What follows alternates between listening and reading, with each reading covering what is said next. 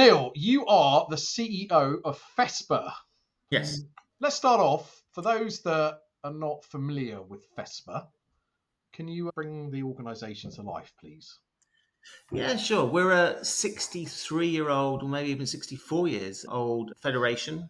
We started way back in the 60s with actually the guy who founded FESPA is the one that introduced Andy Warhol to the European art scene. He worked with Salvador Dali. He was a very famous screen printer.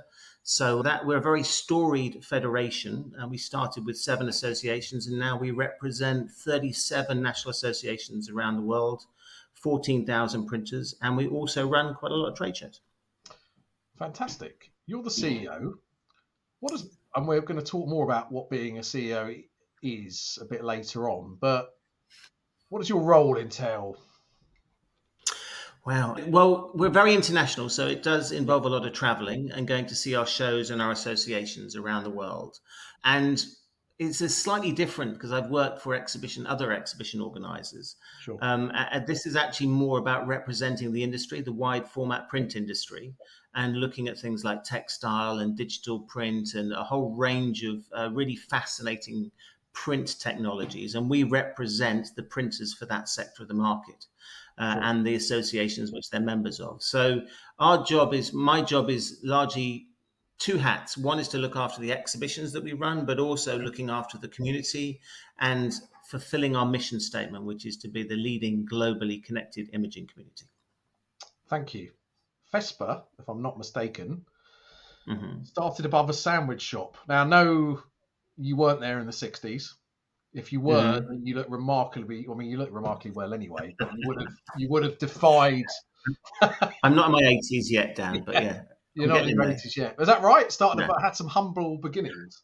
Well, I think it's had even more humble beginnings. I think that the genesis of the exhibition side of the business started actually above a sandwich shop before my time, and actually some people who worked with me at FESPA were there then, people like James and Mike and Susan. And from what I understand, that they were working in what would have been 1 bedroom or could have been a bedroom and then another one. And they had 2 houses and it just sounded like a very different type of environment. But that was when there was about 3 or 4 of them back in the 2000s. And then we've luckily developed from there. Absolutely. I can see now the title of this podcast being From Sandwich Shop to Global something. Always have to think of different ways. Well, I mean, I miss the idea. The idea that I could have a sandwich shop downstairs is probably, there'd be better catering, I think, now than there was back then. But still, the idea of a sandwich shop underneath the office doesn't sound too bad to me. Fantastic. So, it's 2010. You were at William Reed, I believe. Yep. Exec Director of Exhibitions, doing your thing, and then you moved, I think actually in 2011, to being, I think, start off as the MD of FESPA, if I'm not mistaken, of all the exhibitions division. What attracted you to move to FESPA at that time? Well, the number one standout thing is that I'd heard the story of how it'd grown. So it had grown really strongly before I arrived there. And also it was international, and something which I've always wanted to do was actually look at exhibitions from an international perspective. And William Reed do a fantastic job in the UK. They're expanding now, but back then they were more UK based on their exhibition side. And so FESPA provided an opportunity where I could go and see what it was like to run shows around the world and actually take a very strong brand and grow it even more than it was when I started back in 2011. In actual fact, this time tomorrow will be 13 years. Congratulations. I should have sort of come armed with some sort of certificate. Maybe I'll quickly. Be nice. Something printed would be lovely. That'd be nice. So actually, I just want to take you back a bit further. We'll come back to what you just said in a minute. But so obviously, exhibitions was in your blood, I guess, at that point. Yep. And I'm very lucky to speak to lots of people in the industry that have crafted a successful career within it. And I'm always interested to know where that came from. Unlikely, no one's ever told me that when they were 7 years old they felt they wanted to run an exhibition, but where did that sort of motivation manifest itself, if you sort of think back a few years? Well, I suppose a lot of people in all people who go into events, a lot of them, they didn't necessarily plan on doing that. And I'm of the same ilk. I started actually in publishing for a couple of years, and then I went to a smallish exhibition company, which you may know of. It was called Independent Exhibitions, which then morphed into Penton. Yeah. And so I was there for 9 years or so, and I started on a show which some people may know called Leisure Industry Week. So as a salesperson on that one, and where my inspiration came from really was how exhibitions are just, it got into my blood so quickly. I think with lots of people who join this industry, and then you turn up at a trade show and then you've built it from nothing, and then it turns into this city, and then thousands of people come and they buy lots of product, and there's just such an energy and engagement in it that I would find it amazing that people wouldn't find this industry fascinating once they get into it. And I suppose in some ways it's a shame that so many people fall into it. We need to do a better job at actually saying, no, don't fall into it. You should want to be in this industry. And that to me is where I think is a lot of work we need to do on it. But it's such a great industry to be in. So exciting, such a buzz. I love it. Thank you. So you were at FESPA. I think you were a couple of years in the first role, and then you took on the post of CEO. You're sitting there. It's your first day as CEO. Right. You're looking around. You've been obviously with the organisation for a couple of years. Well, interesting to know. People listening. What's that process of thinking about, right, what we're going to do next with the organisation? And if I then roll forward, you said it's almost your 13th year anniversary. Yeah. Trying to understand, sort of looking back to where you are now. I'm assuming it hasn't been a straight line, but talk us through that process of, you're a CEO of an organisation, and coming up with that North Star, that mission statement, and so on, and how you're going to get growth. Just explain a bit about that, please. Well, I suppose I was very lucky because I walked in and I inherited an incredibly strong brand, which was well known in Europe, was quite well known in Mexico. I think we'd had to run the show for 3 or 4 years. And we tried events in India, and we did something in Asia.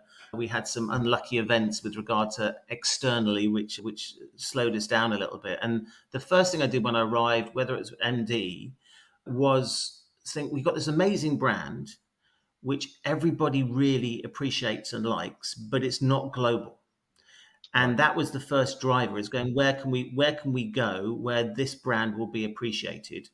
And that's where it started. So from the very first day I was an MD, and then moving on to a CEO, is to try and broaden out not just our shows, but our coverage on the website, to make sure that we had more things with regard to FESPA TV and conferences and a whole range of things. But the original impetus was looking at a very powerful brand that wasn't internationalized as well as it could have been. And we thought, right, let's go do it. And we did.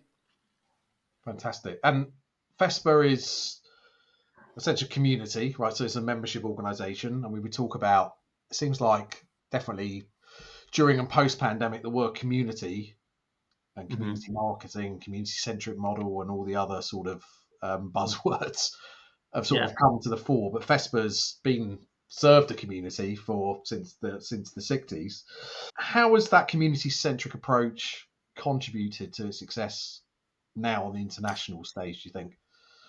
Well, you mentioned about COVID, and I'll come back to that one, but the word community is essential, I think, for all good trade shows. And luckily, we have it inbuilt into what we do at FESPA. So we started off as a community and not as a trade show organizer. So that sort of helps that we've got 60 years worth of building that community. And what that meant for during the pandemic, which everybody went through a really tough time, is our membership went up, not down. Because people coalesced around these problems, and they went, right, we need to work together to try and solve the solutions. In some ways, the same way that the brilliant work that the AO did during the pandemic, and how they all worked together to try and find out financial challenges. How do you do furlough? All these hundreds of things which we try and forget, but were only happened 2 or 3 years ago. Sure. That really helped. I think the AO were fantastic doing that. And similarly as well with regard to FESPA, we did a really strong push with regard to our community and how we could help out all of our thousands of printers around the world. And actually it brought us closer together. And the most emotional show I've ever done in my almost 30 years in exhibitions was in 2021 in Amsterdam, and we basically had a 5-week window when we could run a show.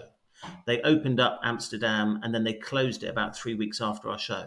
Right. And to this day, I had exhibitors coming up to me, very emotional, some in tears, going, "We're back. This is amazing." And the power of events really came through in 2021 in October, where the whole team came together, the whole industry came together, and you saw the community finally meet up. And it was just such a powerful, powerful show. And if I speak to my staff, most of them will say that was one of the most transformational shows that we've ever done. Not because it made a lot of money or it had lots of visitors, because it showed the power of face-to-face. And it was also lucky we won an AO award as well. So, it was just a really powerful moment. I like the way you shoehorn that in. That's good. Yeah. About winning the award. I don't win many awards, so I might as well take recognition when I do. It would be nice. I mean, really, when you do the podcast, you should have it on the shelf behind you. I should do. It's rubbish. Okay, but obviously you could only do that because of the power of the community and obviously the heritage that FESPA has had for all those years, and obviously you yourself have built up. If someone's sitting here thinking about how they sort of manufacture that sort of community-based environment and growth, what sort of tips, tricks, advice would you give them to sort of start building a community and leveraging it? Well, as in our business, it's all about the people, isn't it? And if you find the right people who are incredibly evangelical and passionate about their industry, then that makes it so much easier. I'll give one example. There's a printer in Australia called Keith Farrell, who is passionate about printing, but also passionate about FESPA. And to such an extent that he will turn around to some of our suppliers saying, "If you don't support FESPA, I will not be buying your product." Those sorts of passionate, brilliant people really sort of power that through. And I suppose it goes back to when I used to run Leisure Industry Week. There were also similar health club operators who were so passionate about Leisure Industry Week, they would say similar things. So if you can find people who are really behind the industry, then that's the number one thing. And they drag many people with them because their enthusiasm and passion is so obvious. And so to build a community, you need to have that. Luckily, if you think of our 37 associations, the people who work in those associations are all passionate about their industry, and their job is to bring people along on the journey. And so we have quite a few people supporting us on that as well. So we're quite lucky. But my advice is, if you want to build a good show, you need a community, and you need some really strong evangelical people really pushing that industry. And those people will help you build a very strong community and show. Thank you. So essentially, it's almost like that sort of brand ambassador type individual who is, aligned with your mission. Do you have representatives of those associations? Do you obviously meet them regularly? Do you have like a... Well, my bosses are them. So, all of my bosses are printers. They're not exhibition people. And so they're the ones which... we're very lucky in a lot of ways. If you think that if I want to know what's happening in the market, I just ask my bosses because they're in it. They're part of it. They have been, many of them, for several generations. So I've got this huge wealth of knowledge, and not just me, but the marketing team, the whole of the FESPA team have this huge wealth of knowledge that we can tap into, which means that we should be ahead of what the trends are and what's happening in the market, and be able to address them quicker than, let's say, people who aren't as embedded in the community as we are. Sure. And I guess we have got technology now that we obviously didn't have a few years ago. Obviously grown exponentially, rise of AI and so on, and we can utilize tech to our advantage to, communicate and disseminate information to those communities. What's the journey that you have been on with FESPA from a tech perspective, do you think? And what's the journey you're going on? The tech side of things is fascinating, because I always had this image of printers, and you probably got this image when we first started chatting, going, well, you probably imagine a printer to be like I did about 13 years ago, of somebody in dungarees covered in ink splodges. And nothing could be further from the truth. The area of print that we work in is very high tech, and the technology is absolutely fascinating. I've become a bit of a print nerd, sadly, but that to me is... we already got technology inbuilt into the market that we're operating in. Right. But I think the most important approach to technology is to make sure that we are always open to the new things which are happening. So we went on to Salesforce about 7-8 years ago, and that's transforming our business. We're working with Swapcard with regard to how you integrate the visitors and how they can actually get more of an engaging experience. I mean, there's so many different things that we can do with technology, and I wouldn't profess to know that we know all the answers, but we're certainly open to trying to find those answers. Sure. FESPA has a unique model, profit for purpose. So reinvesting profits back into the market. Actually, I don't know if it's unique. I mean, Yeah. it's I guess it's not typical in the commercial world, should we say. Can Correct. you just bring that to life a bit, discuss that approach and how it's impacted on the industry that you serve? Well, I think the approach that we take is very much that we need to approach the business like it is a commercial business. Because if we do that, then we will have the profit so we can reinvest it.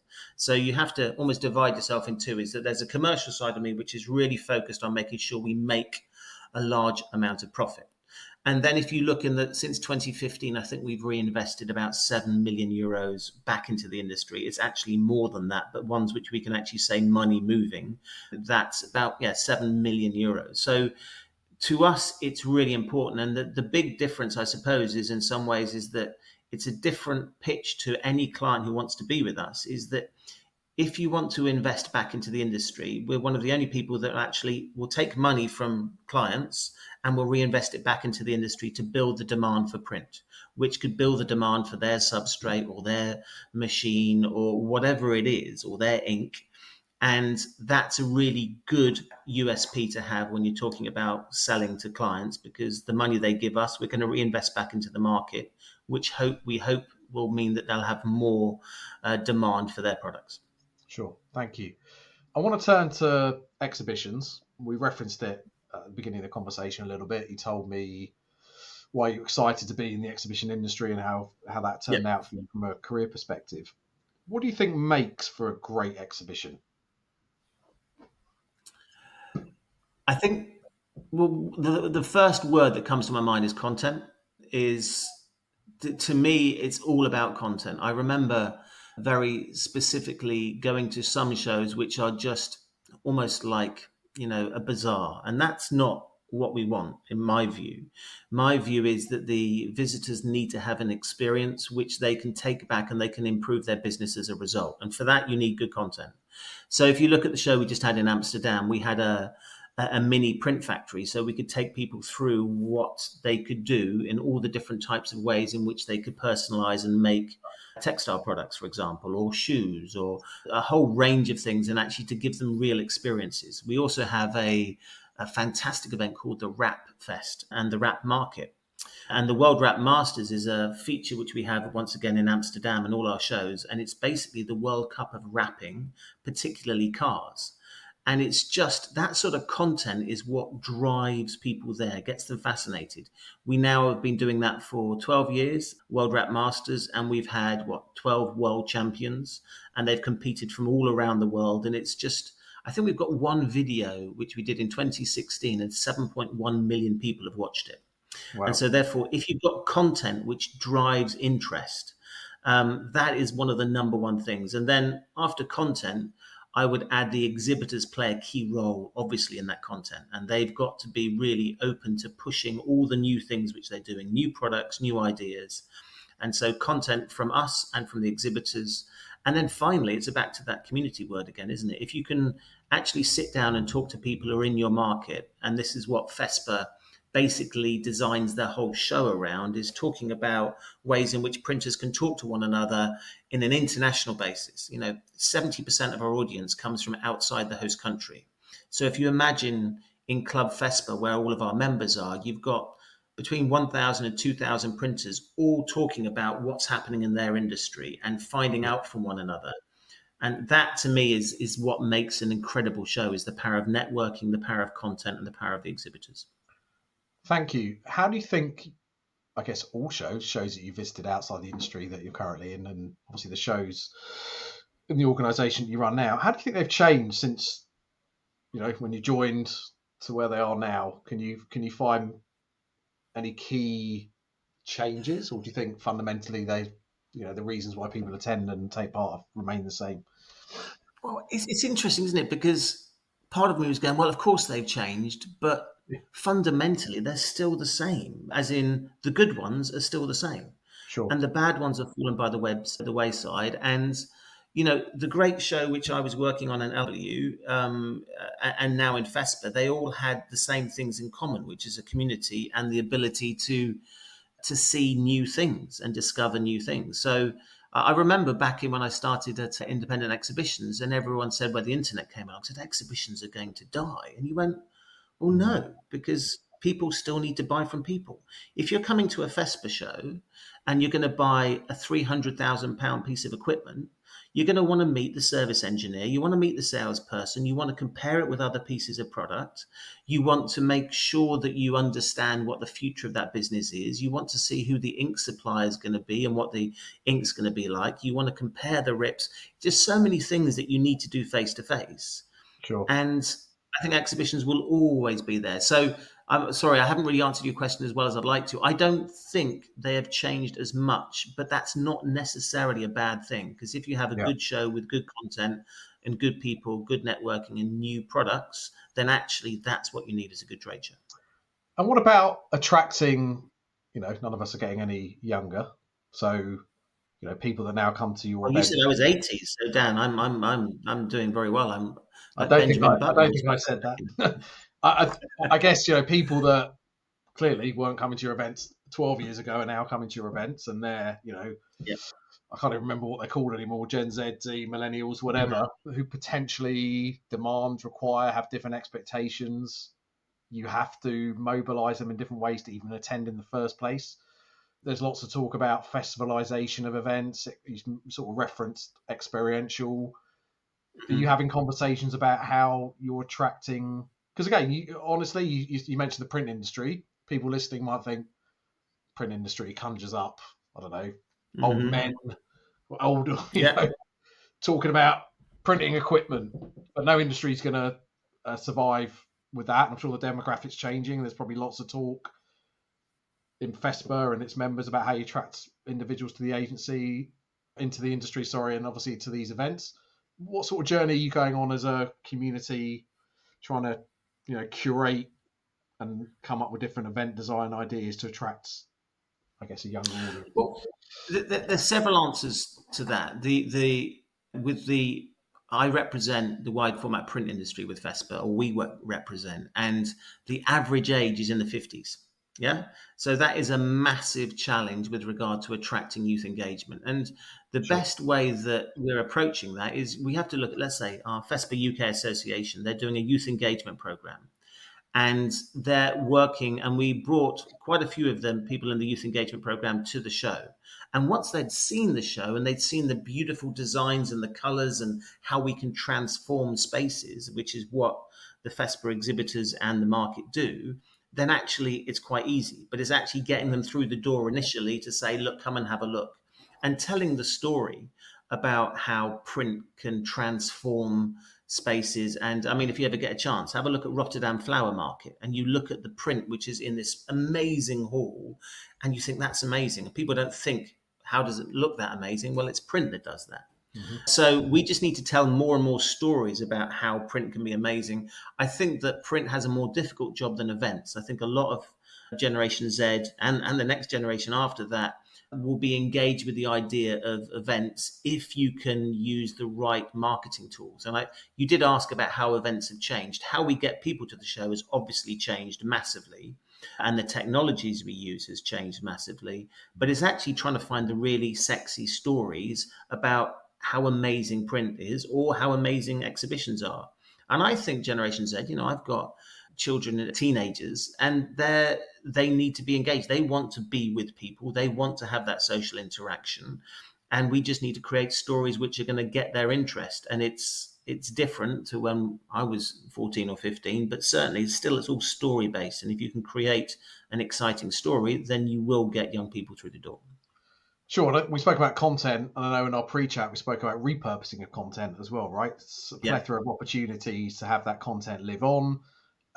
Is that something you're encouraging a lot more within the membership conversations you're having around that?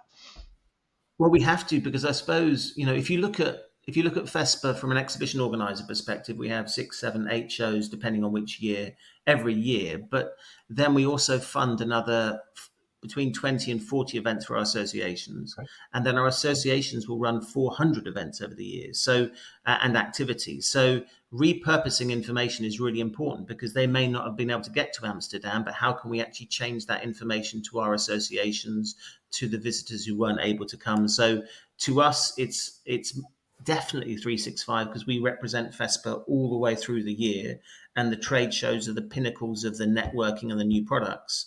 But then we have to disseminate all that information to our community as broadly as possible, because we service the whole community, not just through exhibitions. Sure. Give me 1 second, Neil. Sure. I've got to let my dog out. I'll cut that bit out, or maybe I'll leave it in. I'll put it in there. It's fine. What type of dog is it, though? Cavalier, King Charles. Oh, so yeah, we went through this the lockdown dog purchase, which cost us a fortune, but worth every penny. We have dogs in the office, and I think it's not transformed, but it certainly makes a massive difference when you have dogs in the office. I love it. Yeah. Absolutely superb. Yeah.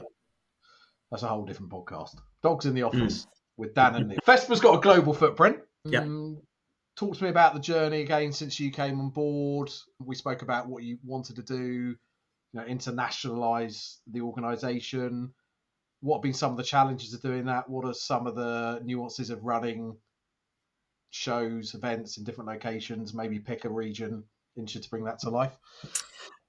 Well, I remember, when I first, maybe let's say 15, 20 years ago, and there was the buzzword was geo-cloning. And I don't know if people still use that, but I hope they don't.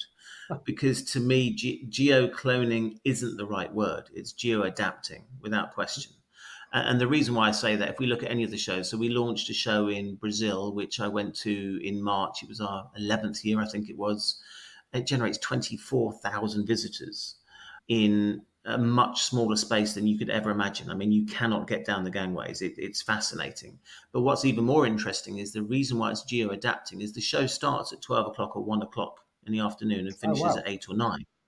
Okay. And you're there going, well, you did that in the UK or in Europe, it would be a massive failure. But in Brazil, it's amazing. And then there's a whole energy and a buzz. The busiest time is between 7 o'clock and 8 o'clock at night. Interesting. So, so we have to geo-adapt in Brazil. If we looked at another example, I remember we did a show in Singapore in one of my first years at FESPA. And I remember we opened on a bank holiday. It had been booked by my predecessors in a bank holiday. And we thought, this is going to be disastrous. People aren't going to come on a bank holiday. And more people came in the bank holiday than the following 2 days. So you never know exactly how it is, but knowing that things are very different wherever you take it geographically is very important. And Brazil and Mexico are completely different. Turkey, similarly, massively different. The way that we run shows in Africa or Middle East, everyone brings its idiosyncrasies, but certainly geo-adapting, I think, is the most important part of it, and being flexible enough to realize that the European way will or may not work in other regions. Sure, makes sense. And I guess that also comes back to content consumption, type of content, networking opportunities could speak to sort of accessibility, even with food and beverages, lots to talk about that, making sure. So I guess there's lots of, the principles might be similar, but lots of different subtleties and nuances. And I guess you have to talk to people on the ground, right? So, well, that's it. It's all down to the people. I mean, as with the whole business, I wouldn't be here, and many people in the exhibition business wouldn't be here without an incredible team. And a local team that really understand it. We just launched a show in the Middle East. The first one was in January. It was an incredible show, and the UK team played a massive role in it. But the idea that we could, really understand the market, because we had 2 incredible experts who'd been in that region for 15 years and really give us that insight, meant that we had an incredible show. It's off the charts with regard to our Explorer research, but that's because we have the local knowledge backed up by people who know the industry. And those 2 things seem to work very well. Seems simple, but not everyone executes it like that. It's easy to think, we should do it. There were moments, Dan, that we thought that it would be a real challenge, but actually, in hindsight, it all went very smoothly. But that's normal for exhibitions. You never No, completely absolutely. certain that everything is perfect, is it? Absolutely. That's why we love it. Yeah. Sustainability, another sort of, it's been going through a lot of conversations specifically around events and exhibitions. How can the industry be more sustainable, especially on site? I guess an industry like the print industry has been having conversations around sustainability. Talk to me about FESPA's journey, because I know you've been on a journey around this topic over the last few years. So sort of bring that to life, please. Well, it's not because we're really good at this, it's just because we have to be, because we represent the community. So if the community are talking about sustainability, we need to reflect that in everything that we do. And so the pressure is not just coming from us, but it's the fact is that if we are to be thought leaders, we're not just people who run a show in a community, we're meant to be thought leaders in our community, then we need to make sure that sustainability is one of the top priorities. And so, for example, our president, Christophe Azunac, who's from France, he went on a journey 15 years ago about creating a sustainable print business. So he's been on this journey for a long time. And so it's quite lucky that we can feed into people like Christoph and others to get the inspiration to ensure that we are as sustainable as possible and actually not just say it, but do it. And actually, to be thought leaders, we have to prove the fact that we are moving in that direction. So we've been working very hard to get the ISO 2012 one. I always call it something different, but 2012 one. And we've done a lot of hard work, and we've been granted that, which is really good. We'll be hopefully getting the certificate in the next couple of weeks. And that's a huge amount of work from Graham and the project team to do that. But that shows our industry as the thought leaders that we're walking the walk and talking the talk. And that's really important. And that's just one of the things we've done from a sustainability perspective. We've been doing the Planet Friendly Printing Guide for 20 years. We've been sustainable print guides for our associations. That they just came out, new ones came out this year. So we've got to make sure that we're helping the industry forward with regard to this. And in the future, more and more brands in the print industry are going to be demanding that the printers print sustainably. And we need to help them on that journey. Sure. Thank you. I want to turn to your role as CEO, as a leader of an organization. What do you think makes a good leader? What are some of the characteristics and traits that you think leaders should be displaying? Well, I certainly haven't invented these at all. Well, I mean, people like Simon Sinek and these incredible people who are showcasing what a good leader is, and I agree with a lot of what he says, and I hope that we try and take a lot of that into our business. Is that we need to make sure first and foremost that we have a strong culture, and by that we mean that I think one definition of it is that people want to work for one another rather than working for themselves.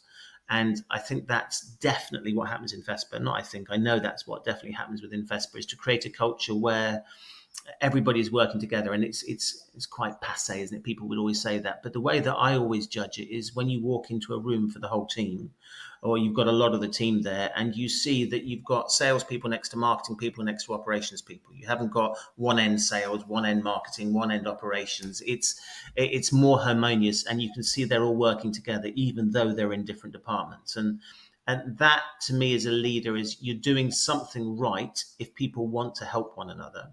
The other thing is, and they always say by leading by example, exhibitions is a little bit different, isn't it?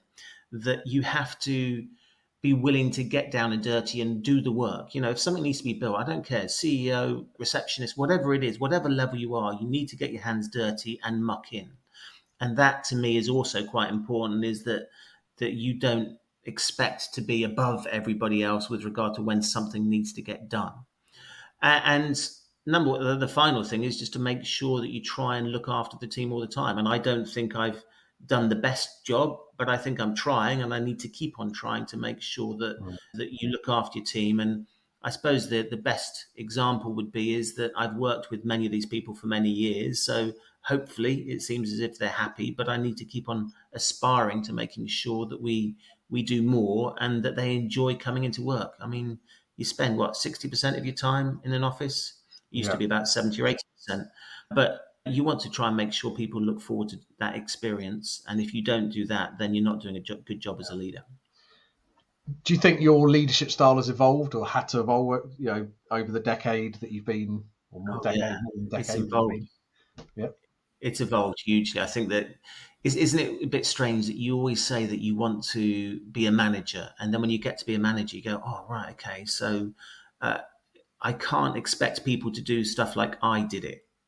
And that's one of the biggest challenges to get over, is that you have to go, well, I tell you what, not everybody's like me. Thank God they're not all like me. And that means you need to try and work out what it is. And when I first became a manager, I was expecting everybody to be exactly like I was. And it was completely and totally wrong. People have different skills and different strengths, and you need to try and lean into that. So I've definitely changed from the beginning of my career to how I am now. But I hope that I've got a lot more development still left in me, because I still don't have it down pat, but I do need to keep on working on it. Sure. And what continues to inspire you? You know, you've been in the organisation for 13 years. We live in an age of, you know, I guess disposal, both of products and also work. You know, people chop and change a lot more. It's not overly natural now to stay in a place for so long. What you know, and I guess you've got to keep reinventing yourself to people to show up, to keep Yeah, I suppose. motivated. I mean, You know? the best example I could give was, let's say, well, both January and March. In January, end of January, beginning of February, we launched our first show ever in Dubai, which is Right. a place very close to my heart. My brother lives there, my mum and dad, etc. But we'd never run a show there, and to go from 2 years beforehand, where we had the idea, we worked with Basil and Shakur, who were just brilliant in that market over there. And eventually it came to fruition, and all the nerves and the worry and all those things that you have before a show. And then just to see everybody happy, the visitors turning up, the exhibitors going, "Thank God you're here. This is brilliant." And then closing that show and just looking around at the team that had helped do that. And you feel bursting with pride that we managed to do this from nothing. We've suddenly created a brand new show, the leading show in the market, in effectively a year. That was that you cannot beat that feeling. And I think that's what keeps me going, is that we're going to continue to keep on growing the FESPA brand and in tangential markets attached to FESPA. And when you get it right, oh my God, it's an amazing feeling. Neil, thank you so much. I wish you the very best of luck in your continued success with FESPA. Thank you for being on the show today. Thank you, Dan. And I know you do lots of really good work. So any way that we can help with regard to that one, we think it's fantastic what you do, and giving a voice to the exhibition and events industry. So keep on doing the good work.